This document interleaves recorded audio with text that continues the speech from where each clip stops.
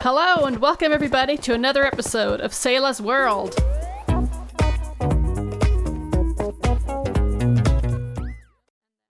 I spent a lot of time digging up the area below me, but then my sister found an awesome skeleton spawner, and so we'll be heading over to that area first. The area down here will just have to wait for another episode.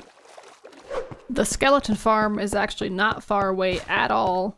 As you can see, I'm in my base, and I dug a sort of long tunnel all the way over here, but as you can see, we can already see the end of the tunnel from here, and very soon we'll be able to see the skeleton spawner. I've already dug out a big area around it, so what I have to do now is build up the actual farm around it. I'll check back in with you when I've built the basic box around this spawner. So I'm now in the middle of taking out a bunch of acacia. You might be wondering what in the world does Ceyla need stripped acacia wood for? And I'm glad you asked, because I'm about to show you. And yes, it is a little bit silly. So you might be asking yourself, Ceyla, why is it silly that you're harvesting stripped acacia wood? Well, getting that wood by itself is not silly, but what I'm doing with it is. I decided to build the skeleton farm largely out of stripped acacia wood, which makes it one of the more expensive farms. I could have used pretty much any block, any solid block I wanted to, but I went with acacia for the look. And I also made it extra expensive by adding these redstone lamps, because I want to be able to turn the lights on and off in here. Obviously, looks like there's a redstone bug somewhere.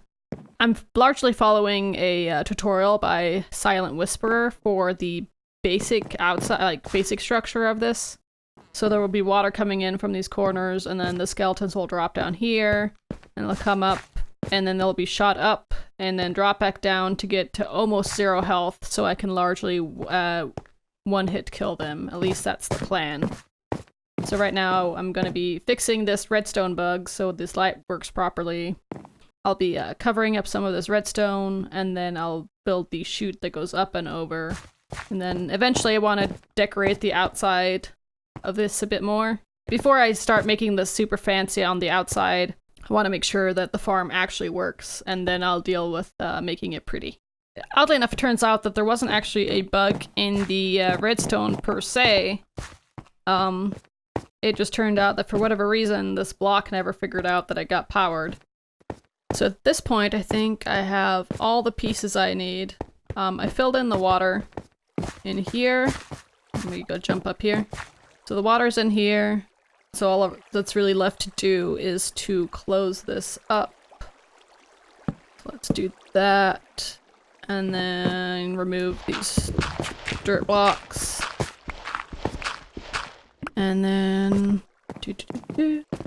and something else I need to do is to go all the way up there and then remove the torches from the spawner itself. So now I'm in the back of the farm, and I'm going up here, which is a little bit of a redstone mess. But I'm gonna poke a hole in here and hope I can reach the spawner. Wrong. Okay, that's wrong. Maybe this one will work. Okay, I can get to some of them. Go. Can't get to all of it, so I'll have to open up this on the side here. And go. I need to eat some more. So a couple questions I'm asking myself are, A, will stuff spawn immediately, or do I have to clear my spawn cap first once I turn off this light? And B, will the skeletons actually burn up here, or will the water prevent them from burning? But then I'm assuming they will burn as soon as they come down here. Yeah, I do have this lava dispenser here, so in case I want to go AFK, I'm hoping that's sufficient to kill the skeletons without losing their items. This little switch toggles whether or not the light's on, and then we have the bubble column going up here and around. some lights in here. And this is just the storage area that has random stuff in here right now from taking out the torches earlier. So yeah, so the way this is supposed to work is that as soon as I turn off the lights, the skeletons will start coming out here. They'll get shot up here, get moved over, and then they'll drop down here, and then they'll be almost dead. If I did my math right, they should be a one-hit kill. But we'll see if that works out. So I think the next test is just to turn off the lights and see if anything spawns. And if nothing spawns, then that means that I probably need to clear the mob cap somehow. So here it goes.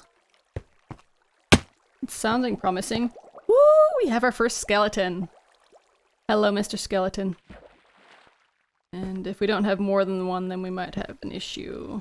Because, as Silent Whisperer explains in his tutorial, one skeleton will always get stuck right here, and the next skeleton will push him back. So if we don't get another skeleton, I do need to clear the mob cap, but it sounds like something might be happening.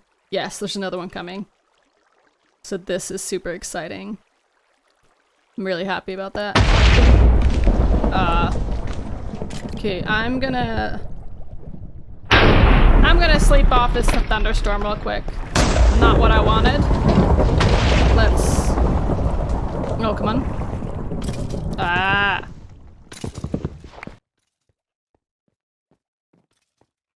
Oh. Okay. So we do have a problem with the fall being too much. So I want to double check and see if I need to build a roof up there. So let's wait for the next one to spawn and come through here and see what happens. There we go. Going through. Are you burning up there? That's another question. I'm not seeing them burn. Although they are burning on the way down. Okay. So I guess this is what happens because there's no roof, so we'll definitely have to build a roof up there. The sound is actually pretty satisfying, I don't know why, but it is. I also want to see what they've dropped so far, so let's check that out. We are already getting a bow, we already have some bones, and we have a bunch of arrows. I think I'm going to start by just building a roof up there and seeing if that helps with, like, maybe somehow them burning up is interfering with fall damage. I don't know if that can be the case, but I'm gonna see if that is the case. This is what it looks like at the top at the moment. So here you can see the bubble column coming up, and the skeletons then get pushed over here, and the sign prevents the water from flowing back down. I've built a roof, and I'm about to go back down there to see if that helps with the skeleton killing. So let's turn this light off. The lights should be off.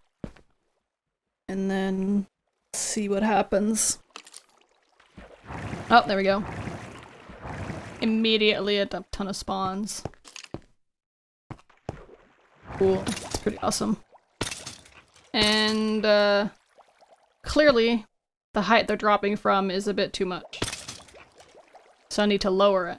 So it's interesting that the sunlight apparently interfered with their fall damage. I did not know that that was possible. Okay, so I definitely need to reduce the fall by 1 block at least. Oh, that guy's getting stuck up there. Hello, dude. Could you please drop down? Come on, dude. Hello? Don't need to wait for the next wave to come.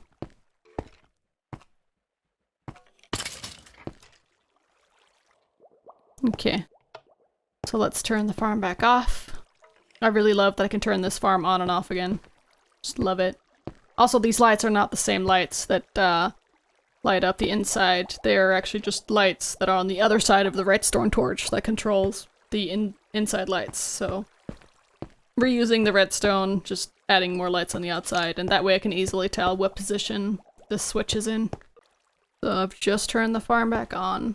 Which means that I just turned the lights off, so there we go. First one going across. I'm hoping they don't get stuck. Yep, there we go. And then... there we go, that's the one-hit kill I wanted. So it does take him a little bit longer to drop down, I think. But we did have that one guy that was stuck there earlier. I put the sign 1 block lower, so I'm hoping now that by having the water go across all the way, they're less likely to get stuck. And bam. Come on, bam. And bam, and then just one hit kill every one of them. Yes. This is awesome. And cool thing is, I don't even have to waste a non-enchanted sword on there. Given how slow they spawn, I can just hit them with like my bare hands, I guess, or a torch or something. While it's not the fastest XP farm in the world, it's way better than anything I have at the moment. And lava kill. Well, let's test the lava too. See what happens if they drop into lava. There we go. You're dying. Okay, that was pretty dramatic looking. And yes, we did get drops. Okay, so that's how I'm gonna set it up if I want it to be AFKable. Although I am slightly worried that I am burning some of the resources.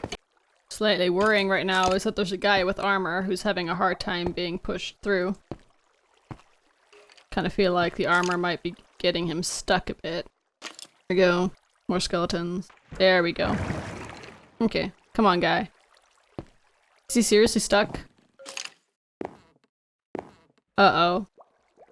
Oh, there we go. Okay, so he eventually goes. So as you might be able to tell, I've now spent some time prettying up the area. So there's some fancier stairs going up this side, with some stairs going up towards the roof area, but that only has redstone in it at the moment.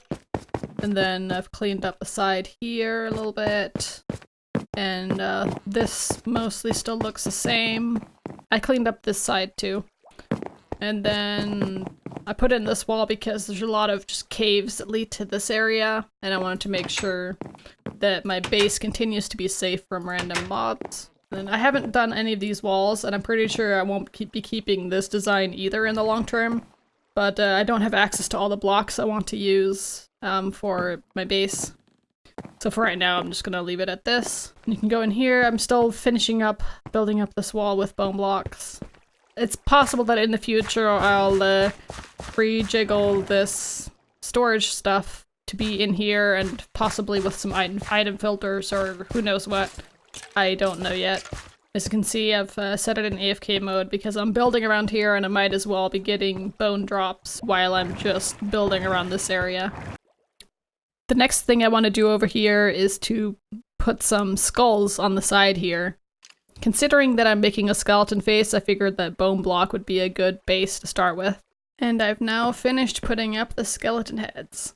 This one here is easiest to see from multiple angles. You can see it from down there or from over here. The other ones are a lot harder to see. It's possible that if we dig out a bit more in the future for whatever reason that we'll get to see these other two faces a lot better. But overall, I'm really happy with how these turned out. At this point, I think I'm done with the skeleton spawner farm. If you can think of ways to further improve this, please let me know in the comments section. One thing I'm not sure of is if this lava should actually be 1 block higher. There's a chance that maybe because it's so low, maybe I'm burning up some items, but I don't actually know for sure. So if somebody knows for sure, please let me know. And other than that, I think this wraps up the project.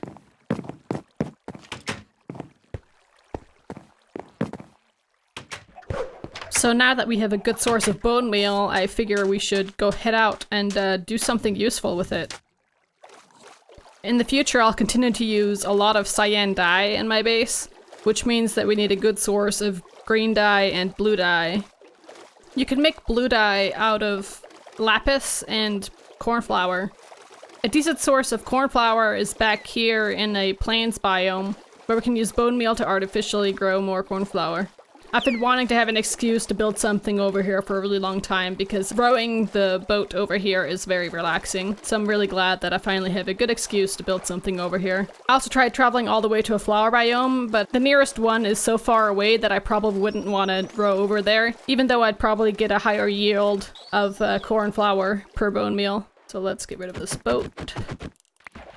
Okay. On the other side of this hill is where I would like to build some sort of a cornflower farm thing. So to demonstrate what I want to do here, I've cleared out a bit of grass area and now I'm going to sprinkle bone meal everywhere.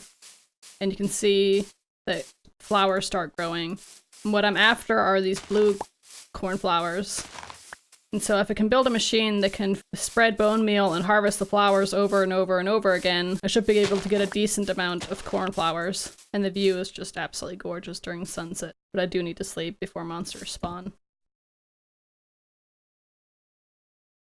So at this point, I've brought over a bunch of materials to this world. I probably have too much of some things and not enough of some other things.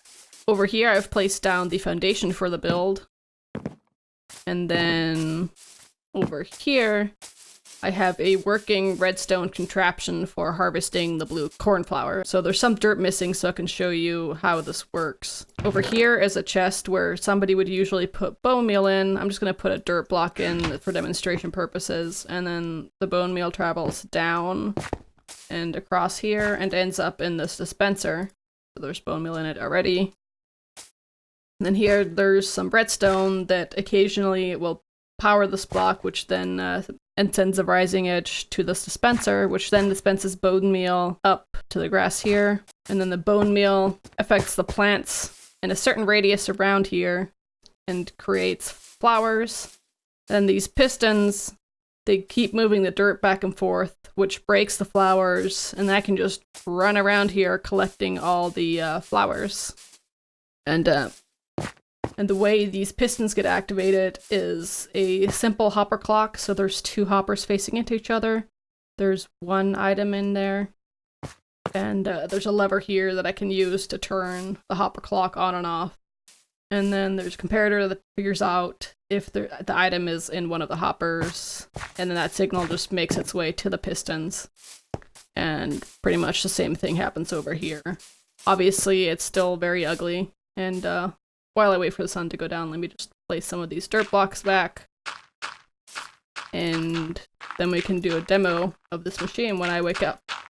The fact should just notice that this redstone here doesn't drop fast enough because in the creative world I noticed that I needed to have 2 layers of dirt here. So when I wander around the layer of dirt that's moving back and forth, I don't glitch through to the empty layer. So what I need to do is get rid of this dirt and make sure that it drops off sooner. Here, I think that's gonna work better. So we have 2 solid layers of dirt right where it's gonna start moving.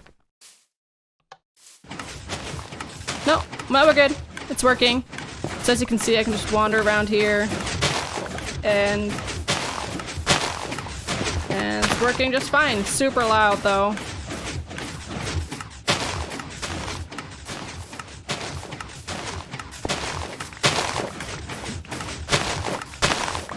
And so I'm gonna turn this off.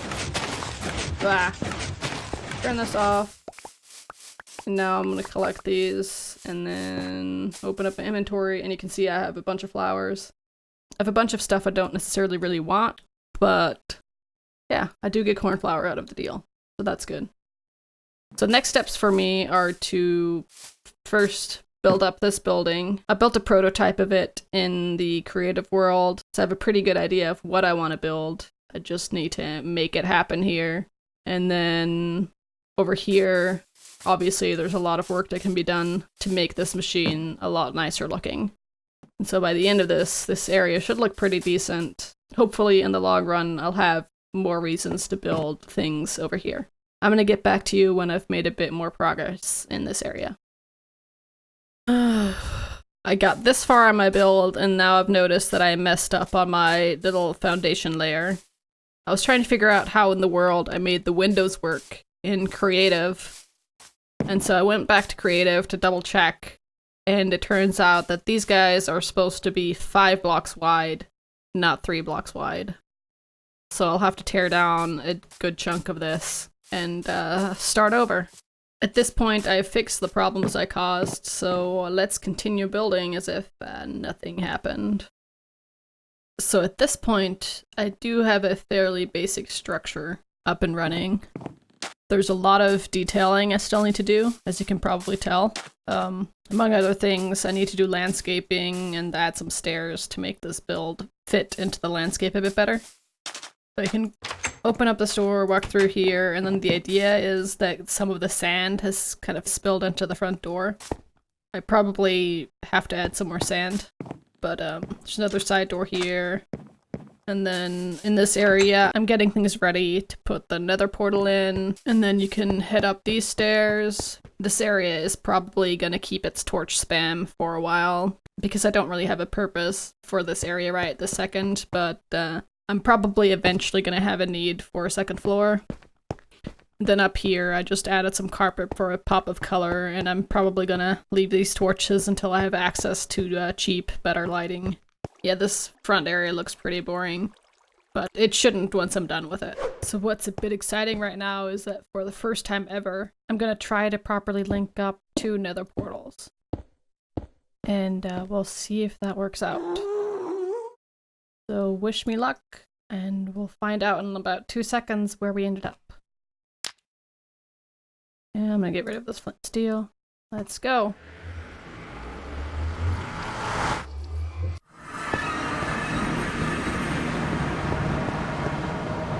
Okay, so this is not exactly where I want it to be, but it's super close. So the nether portal that I want to have is down there. So I'm not entirely sure what I'm supposed to be doing right now, if I'm supposed to be destroying this one first and then creating the other one. But I think I'm gonna light up the other one and then see where that ends up. And I really hope they just link up and then I can destroy the one up here and it'll be fine. So I'm gonna find out in about 2 seconds. So I'm gonna light, to get rid of that thing. I'm gonna light this up. I'm gonna get rid of the flint and steel so I don't accidentally set something on fire, and we'll go through here. And we'll see where this takes me. Okay. So this is good news. We ended up at the same portal. So let's go through again. Okay. So I think at this point I don't know, can I break it like this or? Okay, so I'm just gonna break it by taking out one of the obsidian blocks. Okay. So now that I've done this, in theory, the other two portals should work just fine. So let me check.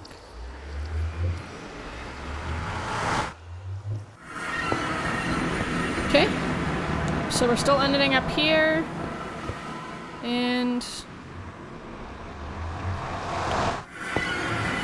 yes!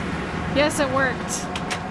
Super happy. This is the first time I've ever linked up portals, so a lot of it was just theory and watching other people on YouTube doing it, but now I finally did it myself and I'm super happy.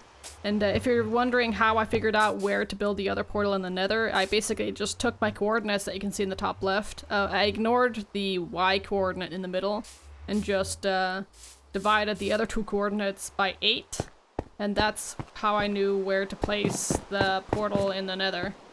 At this point, I've reached a good stopping point when it comes to detailing this build, and I figured I'd show you the build from least exciting to fanciest location. So here we're at the top of the build, where we can enjoy a view, and then we go down to this middle room that doesn't have a purpose yet, other than this balcony where you can enjoy some more of the view, and then continue on downward, where we have the sand spilling in here with a clock to help us figure out when we're supposed to sleep. And then I spruced up this room a little bit with some glazed terracotta. There's beds here, some storage for leftover construction materials, the nether portal, and then when we head out, there's a path over to our fancy redstone contraption for growing the blue cornflower. And so we can, if we want to jump in here, close the door, turn it on, and collect our cornflowers. And turn it back off. And collect the rest. So that's pretty fancy. At this point, I should also give credit for Silent Whisperer's tutorial on how to construct some of these. I've made some modifications to his design, but I got a lot of the inspiration from his videos. I'll be linking to one of his tutorials in the description. I really like how this build turned out. It could maybe use a little bit more detail, but for right now, I'm going to call it done. There's also this drop-off down here where I did a lot of backfilling of dirt. In the future, I might build a turtle hatchery right there, because I did manage to capture 2 turtles. There's one here and one over there. And once I figure out how I want to build the turtle hatchery, I'll try to breed these guys. I really like the overall look of this place. Like, to me, it feels like the kind of location you'd come to go on vacation. I think having a turtle hatchery will add to that feel of vacation home. There's probably lots of things that could be done with this concept, but for right now, for this episode, I'm done with this location. I hope you enjoyed this episode. If you did, please leave a like, and if you really loved it, please do consider subscribing to this channel and get notifications every time I upload something new. So until next time, bye-bye.